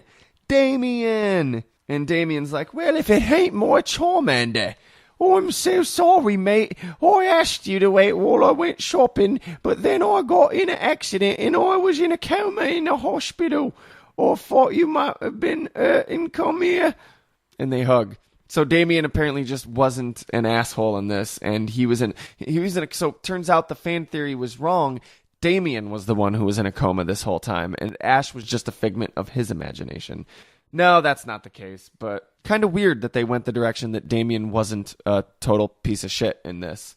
Squirtle stays behind at the village, and Pikachu heads back on his own through the forest to go back to the Pokemon Center to look for Ash. As Jean-Luc Pikachu is crossing a log bridge across a geyser above rushing rapids, Pikachu slips and falls into the water and is swept away with the current. Meanwhile, Ash has finally fallen asleep in his sleeping bag, and Misty strokes his head gently. Her and Brock happy that he's finally fallen asleep after searching for Pikachu nonstop. They're both kind of bummed out, and they're like, poor guy, I know Ash is kind of an asshole, but this sucks. I mean, I liked Pikachu. Pika! We hear Pikachu in the distance being swept away by the rapids, and Ash bursts up out of his sleeping bag, goes charging forward. Pikachu jumps up into his arms, and they embrace each other happily, both of them crying, Ash expressing how much he missed Pikachu, and Misty and Brock watching.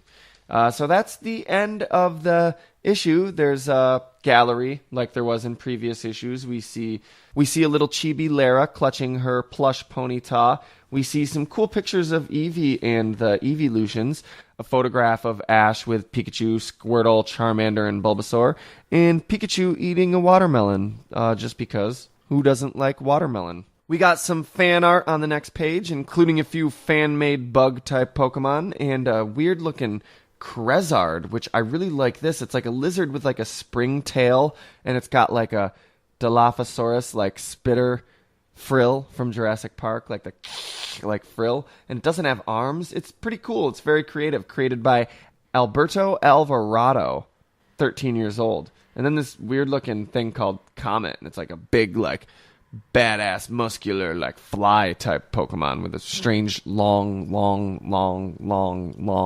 speared tail. Then there's some fan letters, and these are just priceless. The first one, Pokemon's characters are very neat. I have an idea for the last episode. Ash and Brock go to space and get new Pokemon. Misty will stay on Earth taking care of the Earth Pokemon. On Mars, Ash and Brock get hurt by a sandstorm.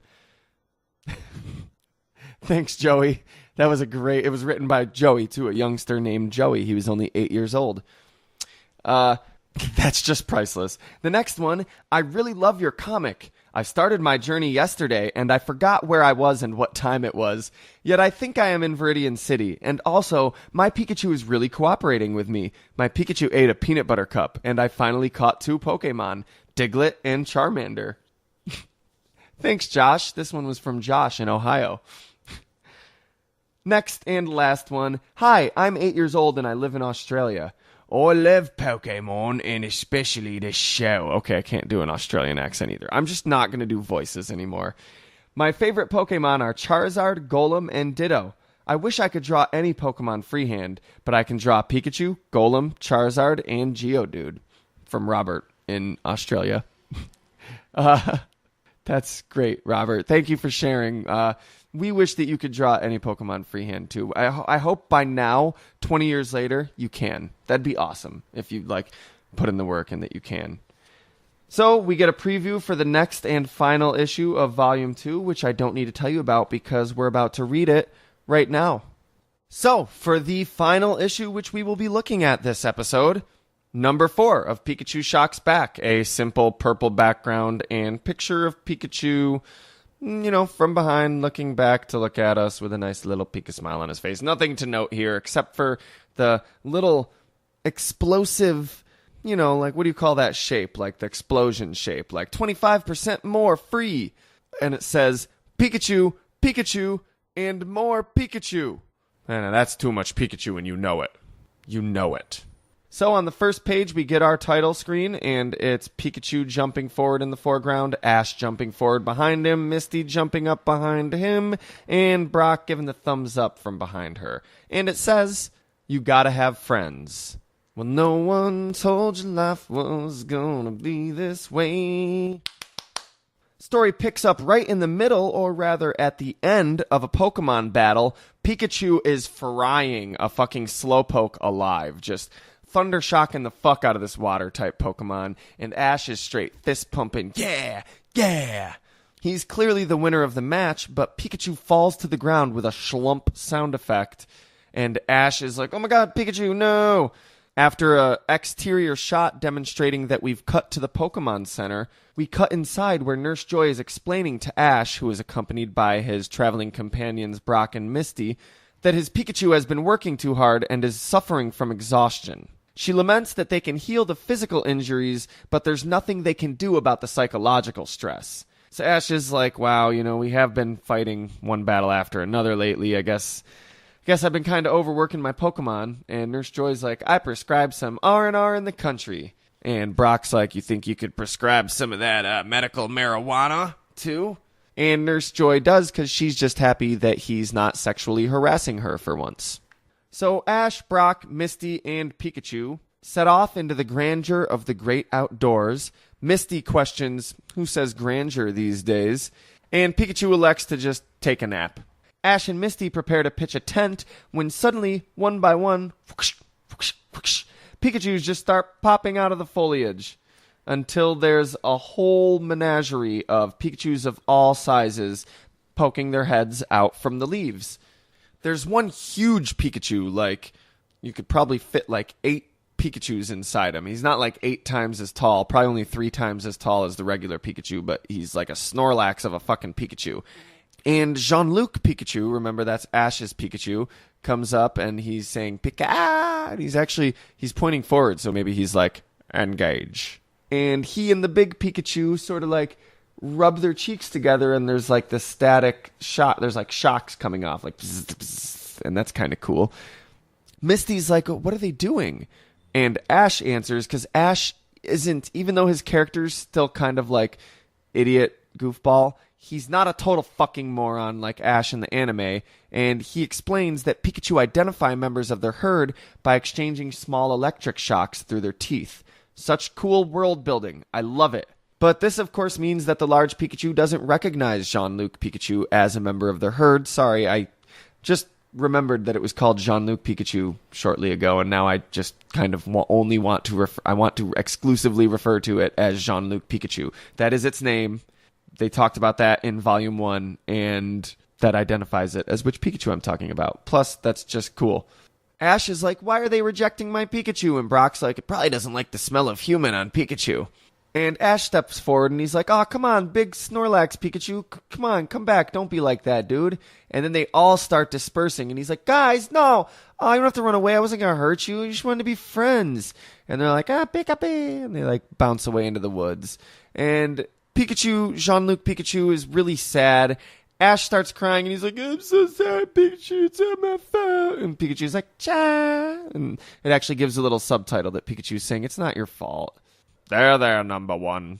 But then they hear a Pikachu screaming in terror and burst through the foliage after the herd of wild Pikachus to see that they're all being chased by a wild pincer.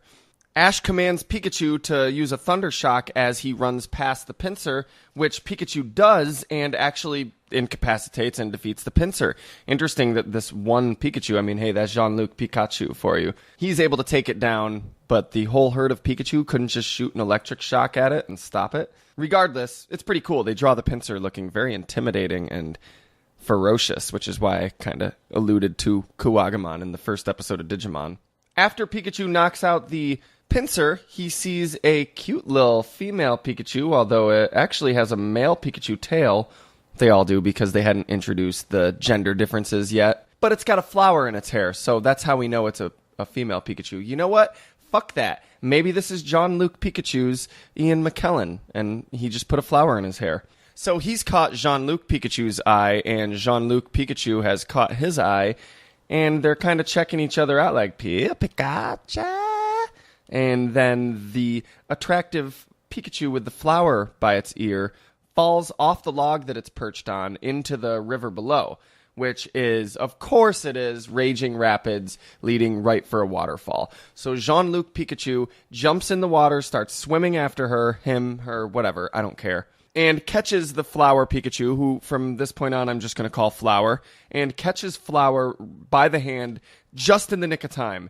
Meanwhile, the entire herd of wild Pikachu all jump forward, grabbing each other, forming sort of like a chain to grab onto Jean-Luc Pikachu and keep the two of them from tumbling down the waterfall. They succeed, and they start sort of like, like crowd surfing Pikachu up in the air like they do in cartoons and stuff, like, woo, our hero, yeah, boy. And Misty and Ash are like, woo, a happy ending, yeah. Meanwhile, from off in the distance, our favorite Team Rocket members, Jesse and James, are watching with binoculars, admiring the teamwork of the herd of Pikachu.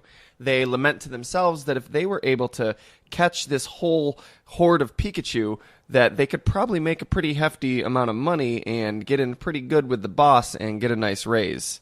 Then they laugh evilly, Jesse be like, bwah ha ha ha, and James be like, bwah ho ho ho, and Meowth be like, bwah meow meow meow, or in Japan he's probably like, bwah nyan nyan nyan. Then we cut back to Ash forlornly watching the sunset. Pikachu still isn't back, he's bummed out, and Brock's like, dude, he's never been out with all these Pikachu before, he's probably just having a party. He says, Pikachu hasn't hung out with other Pikachu for the longest time, they're probably partying down. Because that's what kids say, right? Brock's so out of touch. So Brock and Misty are kind of sitting outside their tent, setting up the dinner to cook on the campfire, and Ash is just bummed out that Pikachu's not back. And Misty's like, it's cool. He's getting a hero's welcome. They're celebrating his victory. Middle of the night, Misty wakes up. Ash is still just sitting outside, crying. He's sniffing to himself. And she's like, what's the matter? You can't sleep? Are you lonely? And he's like, shut up. So next day, he goes out looking for Pikachu. He's yelling, hello, Pikachu. Anybody?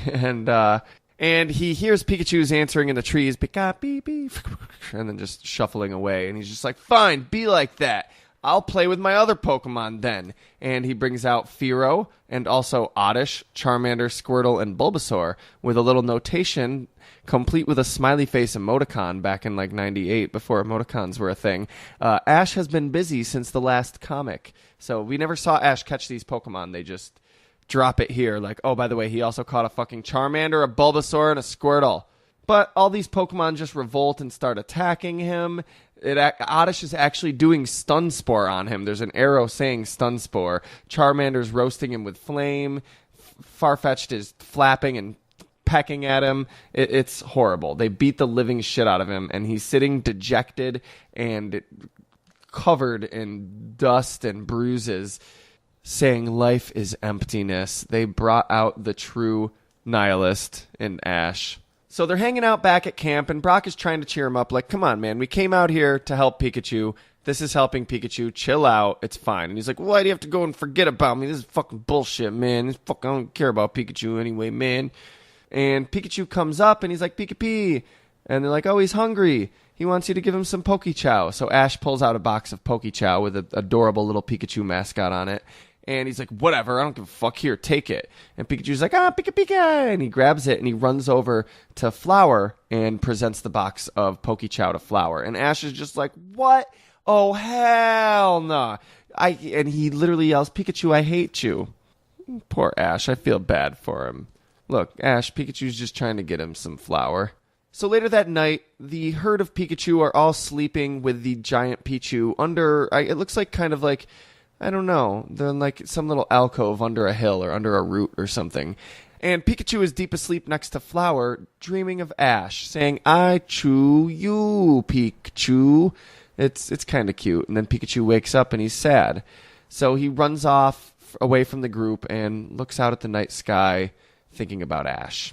Meanwhile, Ash, Misty, and Brock wake up in the middle of the night to the sound of a helicopter approaching, another futuristic helicopter, this one with one blade. I don't know how that would even fly, but it's anime. They recognize them as Pika Poachers and grab their Pokeballs and start heading out in their pajamas to go stop these so-called Pika Poachers. It's, of course, James and Jesse and Meowth of Team Rocket, and their helicopter has the ability to like grow robotic hands, and it has this like kind of like mouth thing on the bottom, and it just scoops it like scoops Pokeballs and just throws them and then scoops them back up into its mouth, I'm assuming. And Jessie actually has a rocket launcher that shoots Pokeballs, and she's just shooting them at the Pikachu. And Ash shows up in his underwear, like just like boxers and a t-shirt, and he's like, hey, you guys, cut that out. And he tosses a Pokeball and hits Jessie in her fucking like cheekbone with it. And she's just like, oh, you little fucking twerp, isn't it past your bedtime, kid? And they actually do the Team Rocket motto. And Ash is like, give me a break. And she's like, do I detect a smidgen of disrespect from that youth? The impudence. Brock and Misty cry out for Ash to be careful. They may be stupid, but they are Team Rocket. Misty even advises him that if he gets too close, he may, quote-unquote, catch the stupidity and wind up stupid for life. Jessie goes on a self-important rant about how they're the masters who control the Pokemon universe from the shadows. And Meowth's like, actually, you guys are just some Team Rocket small fries who the boss don't even like no more. Meowth. I feel like Meowth like peppers his speech with Meowth, kind of like Jay from like Jay and Silent Bob, like Clerks, Dogma. Jay says like Snoogans. He's like Meowth. I'm just fucking with you, Meowth, Meowth, nyan nyan. So, meanwhile, Ash notices Pikachu wrestling with a specific Pokeball that Team Rocket had dropped on the ground, and Ash picks it up, presses the button, and releases Flower from the ball. Flower and Pikachu hug. Meowth gets pissed off. What do you think you're doing? We stole those fair and square. And there's a showdown. Ash orders Pikachu to spring into action. Team Rocket release Arbok and Weezing to fight back, but of course, Pikachu fucking roasts them. Do we even need to say that? Pikachu's a fucking beast. Arbok and Weezing are fucking chumps. Team Rocket run away like a couple of scared little chumps, and Pikachu jumps up into Ash's arms. They celebrate having accomplished this together. Misty comments that the two of them make a great team, but then Pikachu catches Flower's eyes off to the side and jumps out of Ash's arms, bounding away with his new friend. Ash, of course, is heartbroken, and just like, we get a close-up of his face. It's so sad. It's so sad, guys. It's like Toy Story 3 in this bitch. The next day, Brock and Misty got their book bags on. Camp is all packed up. Ash has his book bag on. They're all ready to go. There's a gentle breeze blowing their hair and their jackets in the wind. And Ash is facing a different direction than his companions. "We're going on ahead, Ash. I want to make the next town before it gets dark," Brock says. "Okay," Ash replies. "Brock, can't we wait one more day?" Misty asks. "The harsh truth is, eventually everybody parts ways. Ash has to learn that side of life, too." Jesus Christ, that's sad. I don't... There's no Bye-Bye Butterfree episode for this comic, but they make Pikachu's goodbye just as sad as the episode of the anime was. Ash watches the tree line, accepts it, mutters to the air, "Take care of yourself, Pikachu," and turns to follow Brock and Misty. "Pika!" we hear coming up from behind Ash. He turns around and sees Pikachu just a couple yards away. "Pikachu, are you sure?" Pikachu jumps up, rubs his cheek against Ash's cheek, and we see the sparks. Tears well up in Ash's eyes. He clutches Pikachu to him close in a tight embrace and says, "My friend." Then you see him, he's got like a balloon, and he's rubbing it in his hair, and there's like static electricity and shocks. And Pikachu's like, "What the fuck?" Like his eyes are all like, "What?" And he's like, "Pika!" And there's a subtitle that says, "Look, an electric human." Ash and Pikachu run off into the distance after Brock and Misty, while Flower, the Snorlax Pikachu, and the rest of the herd wave goodbye and wish them well in their Pikachu language. And that's the last issue of Volume 2. On the next page, we get a letter from a fan named Jamie who drew a really impressive picture. She has a really cool style, and I'm pretty sure this picture has every single of the original 150 Pokemon in it. It almost looks like there's more than 150, but when I look for doubles, I don't find any doubles. Oh, I do see Meryl and Togepi peeking up at the top. This was, of course, pre-Gold and Silver. Next page, we get some more fan-drawn Pokemon. One called the Confuser, which has like a weird fan for a belly and like 3 heads that shoot like Rainbow Jesus Technicolor Dreamcoat hair. I don't know. It says confusing waves. There's Two Tails, which is like a fucking furry. It's like a disturbing furry fox with 2 tails. Well, there's already a 9 tails, so wholly unnecessary, you stupid 13-year-old. I kid. Ruthire, a pretty cool-looking dragon type. Spiny, basically like a second-rate Sandslash. Sedgeweed, second-rate Bellsprout. And a group called Team Shiper, which are actually pretty cool designs. There's like an elephant and a hippopotamus and a dinosaur and a bird. And they look like they'd be cool as their own kind of comic series, their own manga, and not as Pokemon. They all share a distinctive like design style. Then, of course, the next 2 pages are previews for the next run of comics, starting with issue 1 of Electric Pikachu Boogaloo, or Volume 3 of the Electric Tale of Pikachu. Pikachu and Bulbasaur go on their own adventure. Is there a Pokemon guardian spirit for Bulbasaur? Will Team Rocket steal the spirit? You know they'll try. What mysteries wait at the top of the giant tree? Clefairy come from space. Meet Professor Oak's rival, Professor Orville. It's the first appearance of Jigglypuff. What is Team Rocket's fiendish plan? Whatever it is, it's Ash and Professor Oak to the rescue. All coming next month in the first exciting issue of Pokemon Electric Pikachu Boogaloo. And that concludes today's episode. I don't know when we're going to get around to covering Electric Pikachu Boogaloo, but I had a lot of fun doing this. If this was your first episode, why the fuck did you listen to this for your first episode? Listen to a different episode with one of my charismatic and intelligent and entertaining co-hosts, Jeremy, Craig, Brianna, Antoine, Phil, Justin. There's so much more to be brought to the table when I have a co-host here with me. So please listen to older episodes of Silph Radio, subscribe and hear our newer episodes, and go check out my other podcast. It's called Fairpoint Podcast, as in, that's a fair point. So that's 3 words, fair, point, and podcast.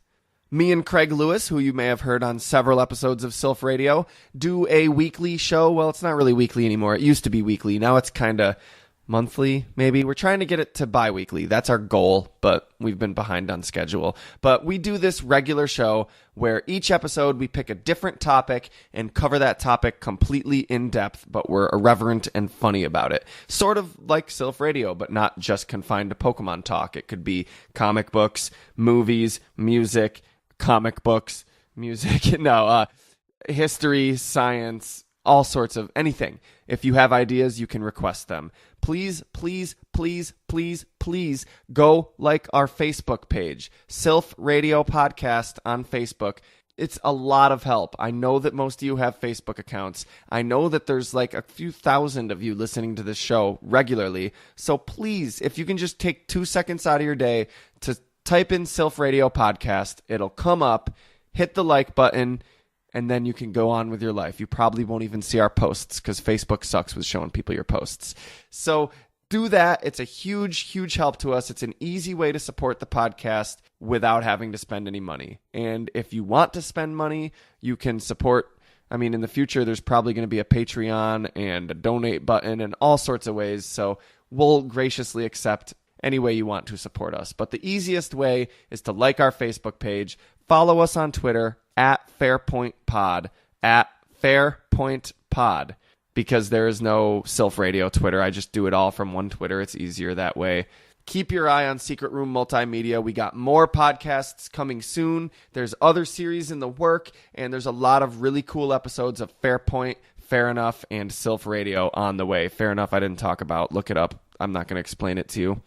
Keep listening. We've got more new Silph Radios in the pipeline. And as always, we appreciate your continued support. I hope I didn't let you down with this solo podcast. Until next time, I'm Nathan K. Remember, there's a time and a place for everything, but not now. Have a great week, trainers.